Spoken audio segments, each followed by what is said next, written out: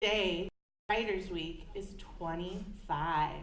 A quarter century. Can you imagine? One day you'll be 25 too. And our first guest today is Mary Fonz. She is a writer, she is a poet, she is a quilter, she is all the things. And Mary is someone who is very near and dear to our hearts. She has Viking blood in her veins. So in your English classes, you talk a lot about tone, right? Tone is attitude, and Writers Week has an attitude of generosity, an attitude of honesty, of being heartfelt when you need to, and funny at other times.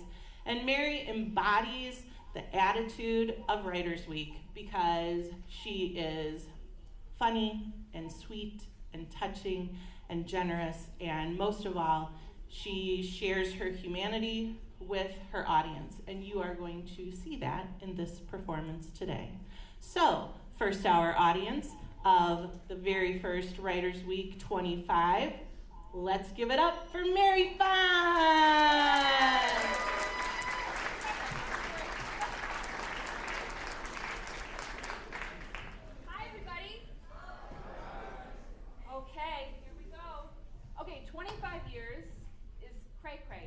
None of you were born when the first Writers Week happened. Where were you? That's my question. I mean, I'm so afraid to die, really, because I have really a lot of fears about that. But one day I was in high school, and we were talking about JFK, like the assassination of JFK, and I was like, because everybody in that generation talks about where were you, right? Where were you when JFK was shot? And we were talking about that, and it hit me. I was like, where was I? and then I realized, well, I wasn't here, and that wasn't that bad. So maybe if I die, it won't be so bad. Does that make sense? Okay, anyway, so maybe that'll help one of you who also is afraid to die. Okay, so it's great to be here, and what Ms. Enck said is true. I have a love affair with a high school, and it's very unusual to have that. I mean, not many people, I guess, in this world, well, certainly teachers, will have a love affair or have love for their high school where they teach, but I come here once a year, and I really do love you. I mean, I don't know, I've been coming for like a decade? I don't know, but I've been coming for a while, and I usually, I always try to do something like kind of with a spectacle. Like I want to sort of shock and awe you all because it's first period and it's the kickoff for the festival, and I want to entertain myself too. But I hope to show you that there's all kinds of writing. I mean, there's just all kinds of writing, and I don't just mean like nonfiction and poetry. I mean like writing for the stage and writing letters. Perhaps we will see a letter today. Writing performances that involve slideshows and things. I did a crazy slideshow one year that didn't work exactly the way I wanted it to, but it was okay. One year, for many years, I did poems, and they were very intense, and I would cry, and people would come up to me because they were true poems, and they were very intense for me and for audience members, and they would come up and we would hug, and it was just amazing. And a couple years I kissed a student, I climbed, yeah, I know. Did you hiss? Did someone, I really hope not. Well, yes, I'm hissing now too because, I did this performance where I climbed into the audience and kissed somebody on the cheek, and it was scandalous, and it was really fun, and a couple times, just the fear in their eyes, it was like, oh my God, what are you doing? Because I would whip over to somebody and then kiss them on the cheek. But that was 6 or 7 years ago, and I think that ship has sailed. I don't think I'm gonna be kissing anybody anymore. Also, see, it caused quite a stir just talking about it. Imagine when it happened. It was, bananas in here. So, but the thing is also, now I wear that long last 24-hour lipstick, and it doesn't make a mark. So that's no fun. Because the best part about that was seeing the person's face and hearing the screams from all of you, but then also leaving that big red mark on somebody's cheek. So it's over. Technology has ruined that piece. Yes, I could just use the other kind of lipstick. We're gonna move on. So this year, I was thinking, weeks ago, what sort of spectacle will I do? Of course, related to writing. And I realized that I should talk about my journal. Now, I don't use the word journal as a verb. I hate saying journaling. Like, okay, everyone, we're gonna do 10 minutes of journaling now. I don't know, it just feels like feelings, but not in a good way. I mean, it's just like, I'm gonna journal about my dreams, and that's fine, and maybe it's good, and maybe you like journaling. But I like writing. And so the way I say it about my journal is that I write in a journal. Or I write in my diary, Dear Diary. And it is kind of like Dear Diary because my journal has a name. And my journal's name is Attila the Honey. Yeah, it's funny. Attila the Honey. And I write a lot in my journal, like so much. And I've always, I've written in a journal before, but let's see, 7 years ago, around 2011, 2012, so maybe 8 years ago, I started writing in a journal all the time because I was going through a very hard time. I was married for like 2 years and I got divorced, and it was just like, I was like blasted, I had to have a pen and paper because I'm really a writer. I don't know that I'm a good writer. I'm certainly not a great writer, but I am a writer. I am that kind of creature. I have to write because if I don't write, I can't make sense of this world and I can't make sense of my life. And I still can't make sense of it, but without writing down like what I'm thinking and how I'm feeling and what happened to me or what's happening, I'm lost, so writing is thinking, and it's like proof of thinking. And so I'm thinking as I'm writing, and that's proof that I'm thinking, and writing is how I order reality. Not everybody does that. Not everybody thinks like that. But some of you might, and if you're a person who keeps a journal, writes in a diary, good. Because, and I'm gonna get to the diary in just a second, because the other thing about, let me show you. I'm gonna show you. I brought my diaries from starting at, 2011. And we're gonna do a little math at Writers Week. And I'm gonna pull up somebody to help me in just a minute, and you'll get candy if you help me. Hang on. Here we go. Now it might, I'm really scared. This is a big moment, because I don't know if it's gonna look like a lot, because this is a really big space, and so maybe it's not gonna look like a big deal. But maybe it will. When we do the math, it will. Oh yeah, it already feels like a big deal. That's a really heavy bag. Okay, here we go.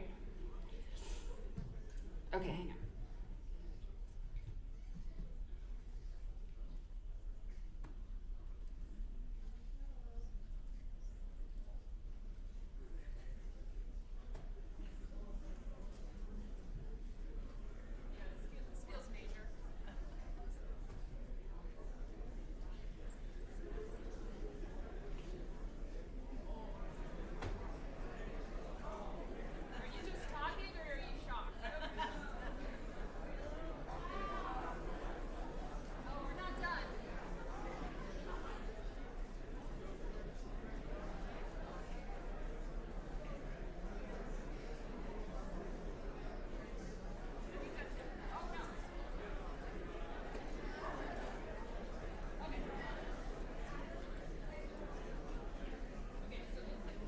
Does it look like a lot? Yeah, okay. So that's 7 years. So I like things to be symmetrical. Let's see. It's just about right. Okay, so who would like to help me count? You, come here. Now, I have a thing with cell phones. I sort of hate them. Oh yeah, give him a round of applause. What's your name? Matt. Hey, Matt. Okay, so I know I have to have a cell phone, whatever, I use it, I love it, whatever, but I also hate it. I like machines that do one thing. And so I brought a calculator. I actually have a landline at home that's an old, crappy gramophone. I mean, not a gramophone, but it's a grandma's phone, and it's just really heavy and I love to use it. My point is I brought you a calculator, Matt, and we're gonna see just how much writing I've done. Okay, hang on to do this. Are you a writer, Matt? Sort of, kind of. Good, sort of, kind of. Facebook comments don't count, no matter what anybody, not that you do that. No, I'm just saying to everybody else. Well, I mean, maybe if they're, anyway, I don't want to talk about Facebook. Okay, so, Matt, would you count how many journals there are here? 6, 8, 10, 12, 13. Okay, what's 13 plus what you said? 16 plus 6. Yeah. That is 28 right there. Okay, 28 journals. Oh my God. Each journal, because I use the same book, there was a couple like shorties here, but I put a rubber band around them because there were like 3 of them, and it equals about one of these. Each one of this journal has 250 pages in it. So how many pages do we have here? So 250 pages times the number of books.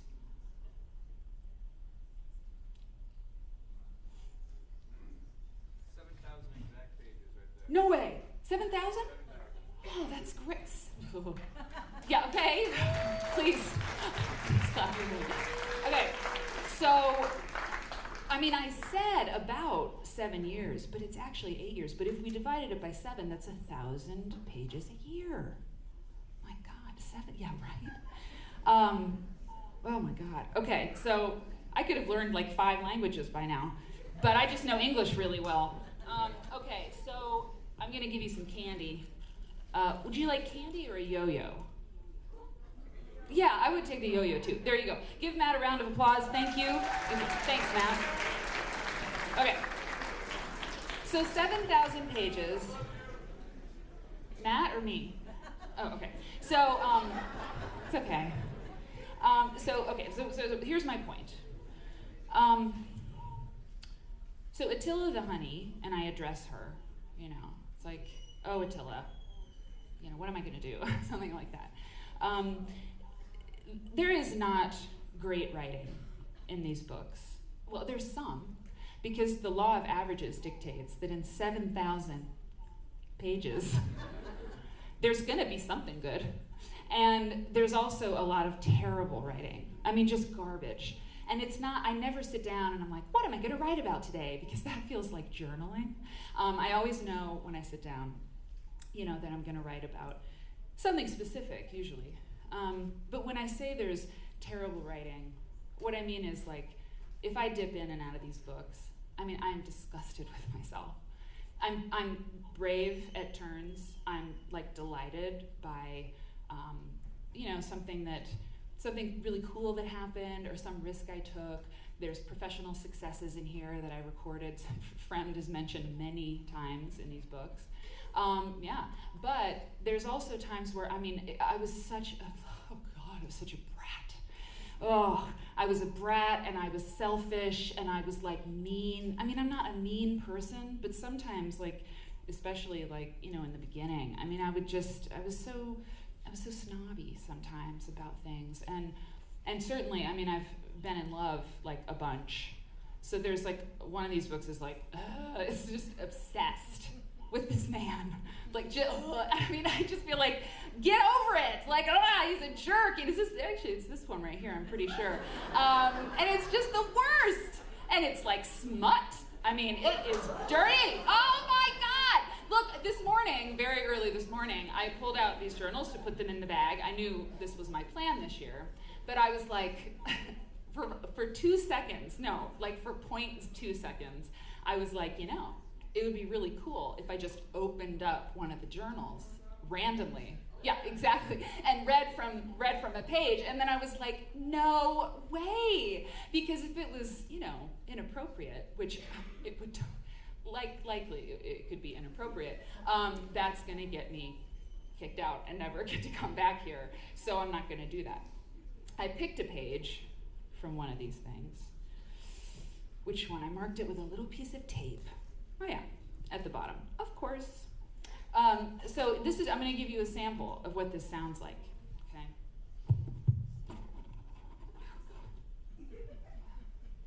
And oh, by the way,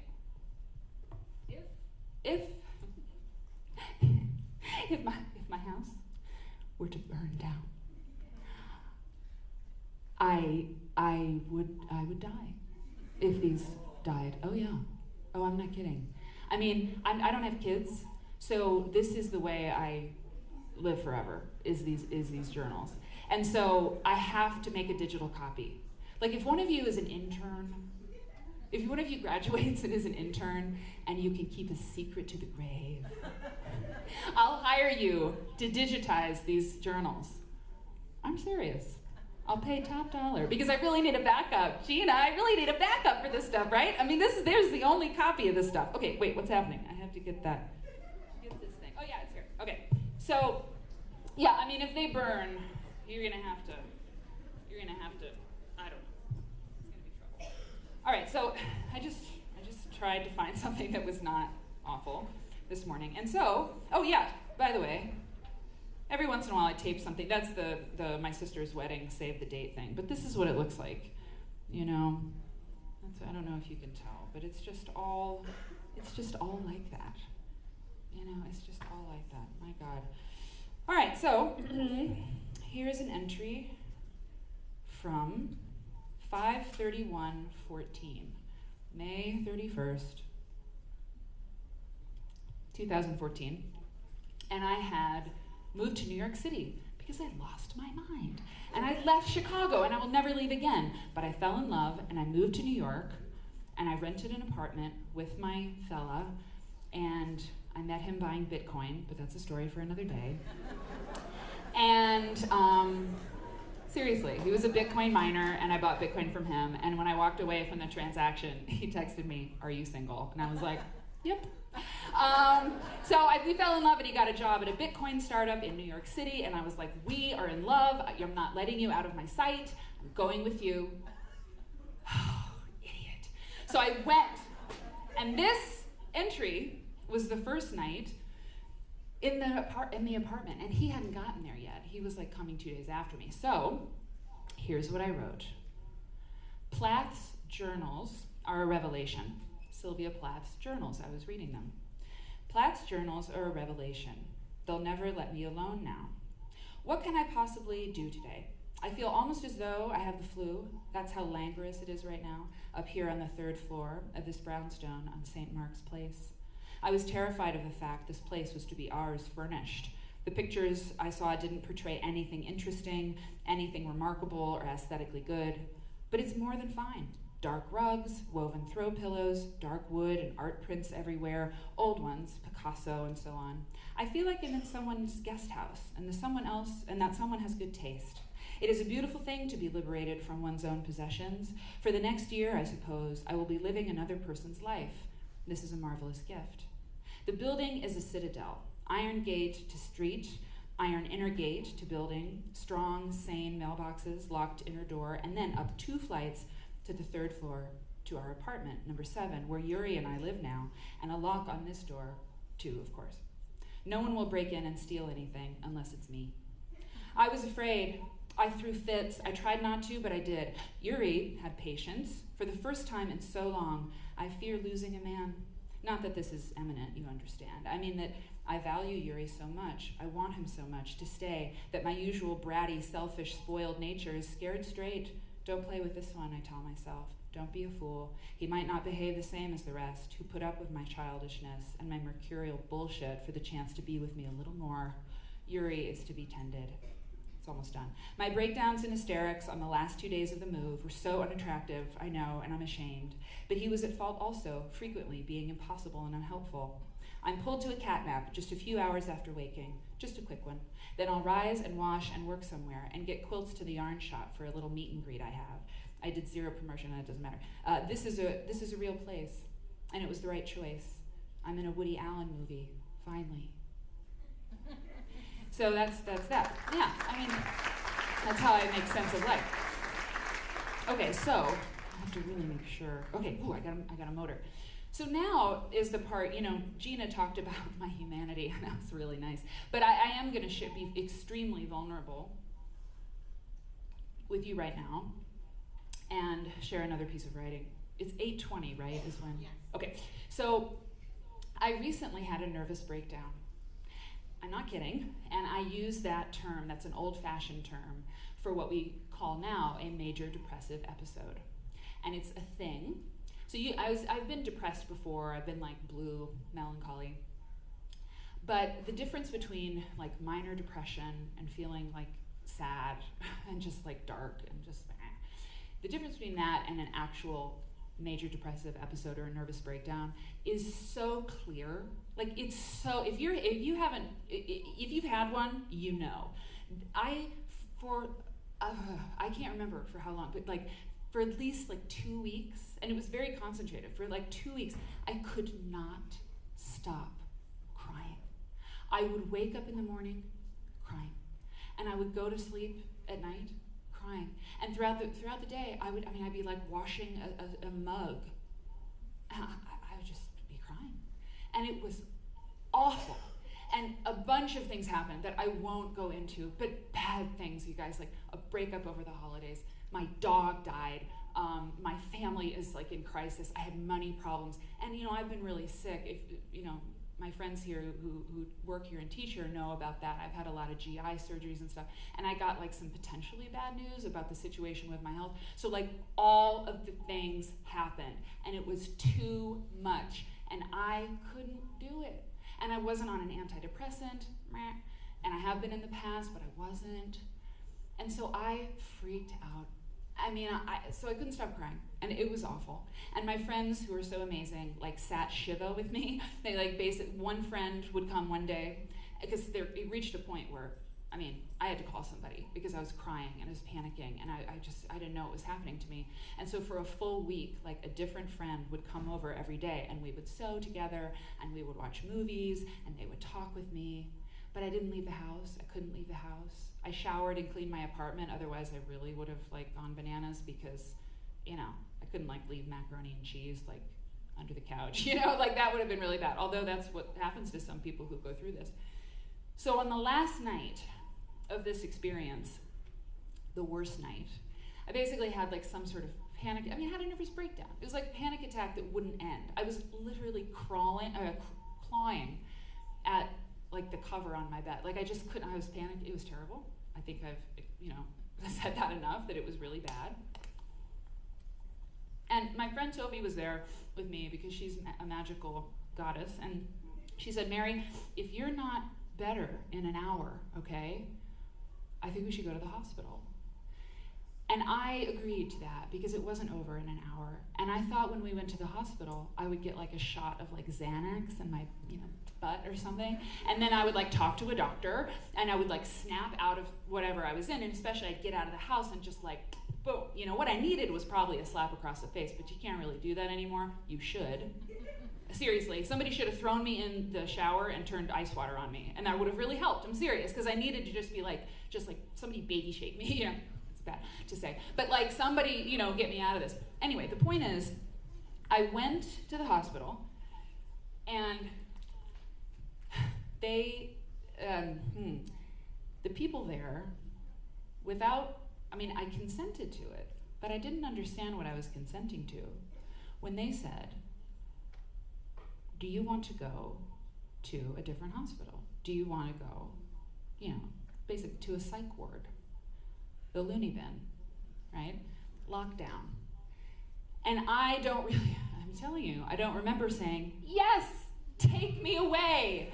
Put me in a gurney and strap me to the, whatever, and because I was like, no, I was just crying, and I didn't realize that. If you commit a crime, you get to talk to a lawyer.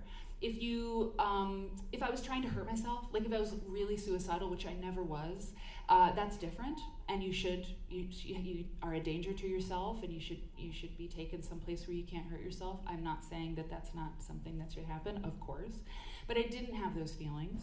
I didn't want to do that. I have no history of self-harm. Anyway, but they took me away.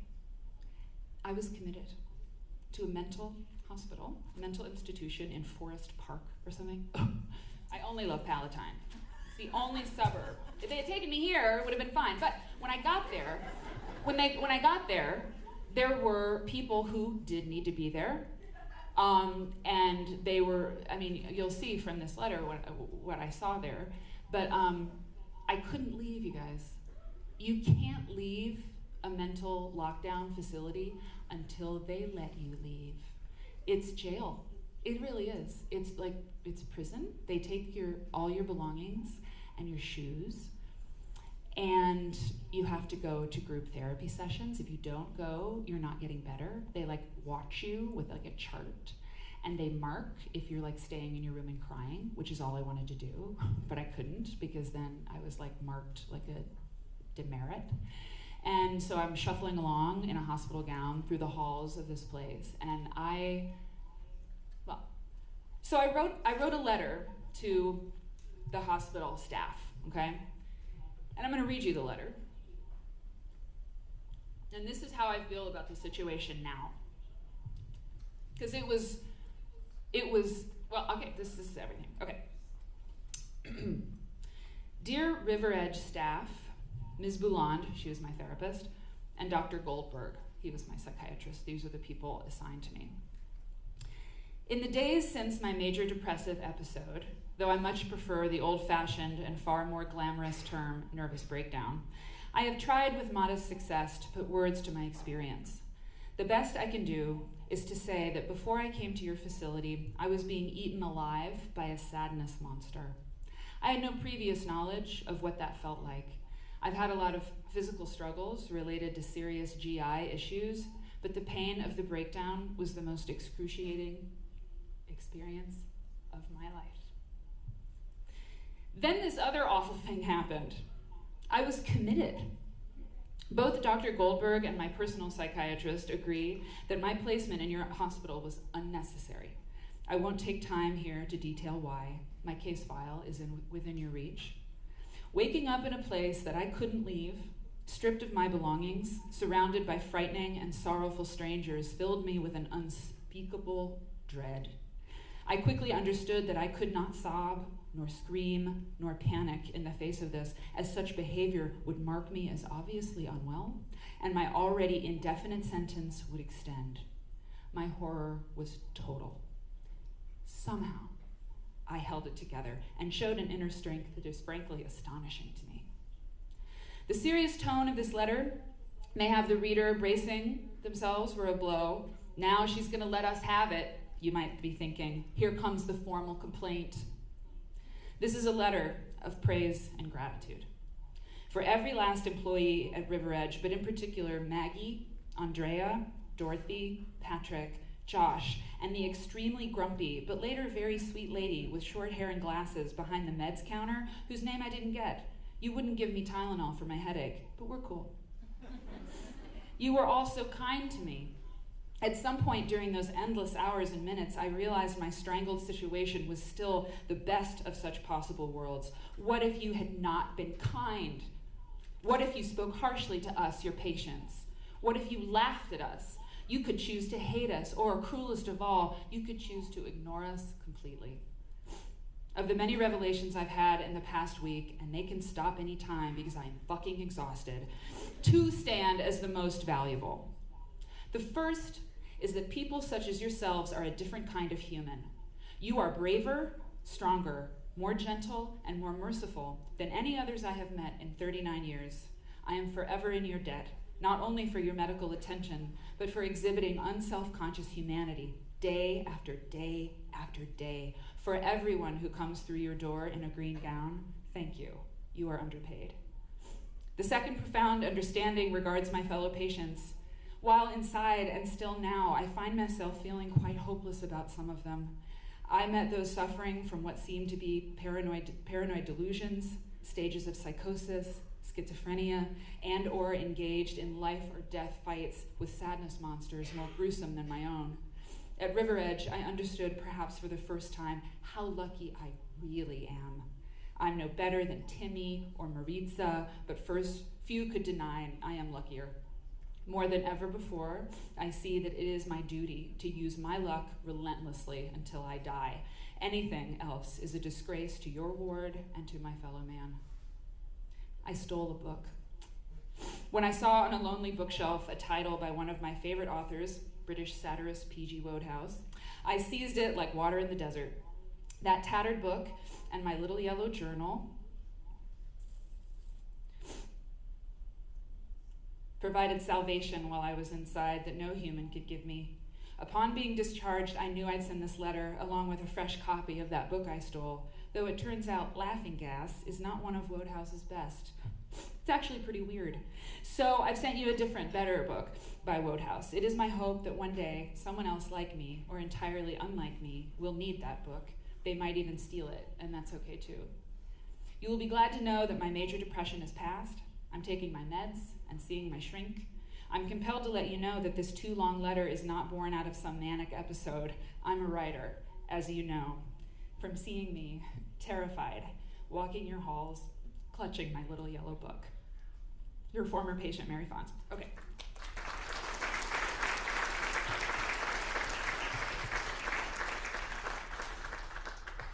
So this journal that I'm talking to you about, oh God, sorry, it was really hard. It saved my life. So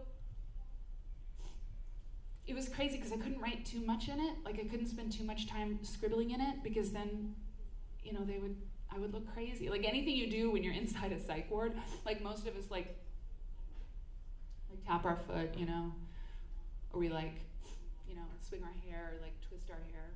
In the psych ward, it all looks insane. You know, like this, because you're crazy till they say that you're not. And so I couldn't write too much because I had to get out of there. But I could come to her. Attila was with me. And this book, I date all the journals, of course. I started this book on New Year's Day, which is weird because it just worked out that way. 1 month. January 1st, 2019 to February 3rd, 2019. None of these books are a month. But I wrote between being in the hospital and right when I got out to write down everything I couldn't write down while I was in there, 80 pages. 80. I'll show you what that looks like. I mean, we know this is 250 pages per journal. And I mean, if you count the nervous breakdown itself, I mean, this is what the whole thing is. But here, oh, and I couldn't have a pen, you guys, because it's a dangerous weapon. Really, in the psych ward, you can hurt yourself or somebody else with a pen. So I had to write with golf pencils. And they kept wearing down and wearing down and wearing down. So I had to get them sharpened, you know. So this, okay, hang on. I want to get it just right. Okay, right here. While I was in there, and that much. 80 pages. And no friend could come in there with me. No family member. But this could come in with me. You know, and so that's how important it is, because you can't hurt yourself with a book, you know. You can't, like, you know. So you can have this because it's a book, it's safe. And so if you need something in your life that will never betray you, that you can go to always, you can keep a journal. And if nothing else, I mean, certainly if you're a writer, it helps you be a better writer because you're just practicing. It's like playing the violin. You do scales, you know, and you get better every day, hopefully. But if nothing else, this is a record of a life. And I do a lot of work in history, looking at textile history in America. And when a historian comes across a journal, I mean, there's nothing better than finding a journal from someone who, you know, kept a diary, because it's a record of a life. And so no matter what happens, as long as I get an intern and you guys digitize all this stuff, seriously, this is the record, and there's, hopefully I live a lot longer and I can, you know, triple, quadruple the number of journals and pages I have. It's the record of a life of a woman in America, white, who came of age around the turn of the 21st century in all of her like revolting behavior and her successes and failures and love affairs and everything. So it's my proudest accomplishment, and it's the truest of me. And so, yeah, Attila the Honey, I thought I'd bring it and show you.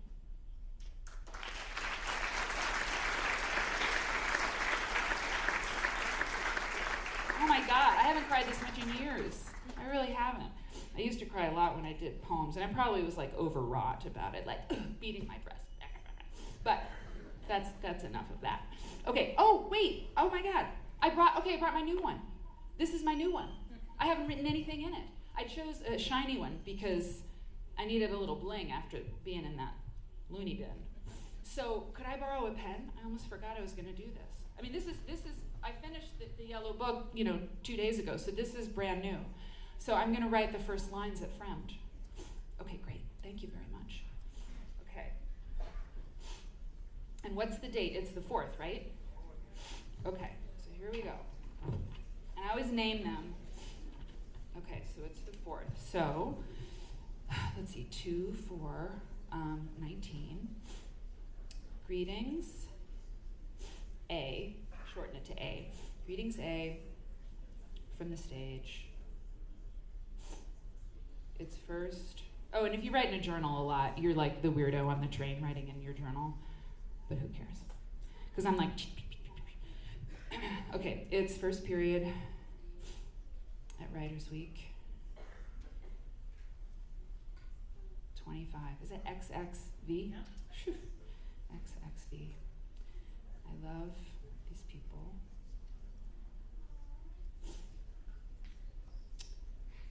You have been introduced. How's that?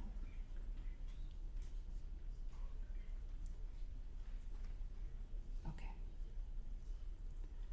Great. Okay. So the last thing I have for you, because I didn't know if you'd have time, but we do have just a little bit of time. Unless, do you want to ask me any questions?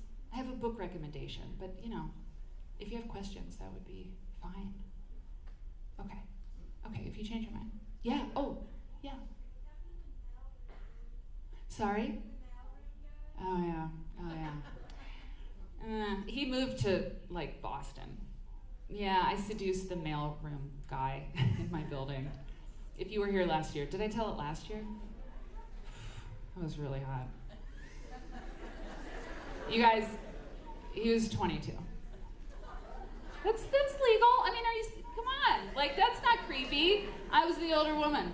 And it was amazing. Thanks for asking. Oh, God, he was great. Oh, by the way, and then after I did the show here at Fremd, I went, home, and he was there in the receiving room, and he's like, a lot of people started following me on Instagram. Do you know anything about it? I was like, maybe? I don't know. Maybe you're just really cute and someone found you and now you've gone viral. But yeah, no, he moved to Boston. He graduated from undergrad, and then he moved away, and we're still Snapchatting, and it's great. Yeah, but I miss him in so many ways. Okay. I ride the line here at Fremd, right on the edge, but at least I'm not reading he's in here. You better believe he's in one of these books. Oh, when I'm old and gray, that's the other reason to keep a journal. I'll just read on my exploits. Oh, and I should say too that Oscar Wilde there's a very famous line in The Importance of Being Earnest. The young lover, the young woman says, one should keep a diary. I'm not getting it just right because Oscar Wilde is amazing, and so one should keep a diary so that one always has something sensational to read on the train. Yeah. So anyway, this book is really great. It's kind of expensive, so I don't know that you all can just run out and get it, or that you want to. But it just came out. It's called Chicago by the Book: 101 Publications That Shaped the City and Its Image.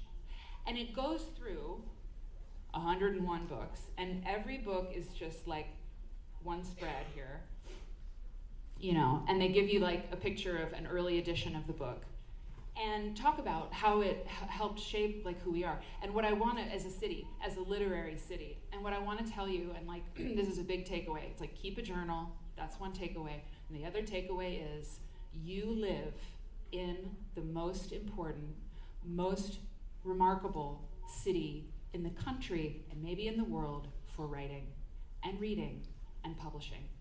Chicago's history of writers like, I wrote them down so I not have to flip through.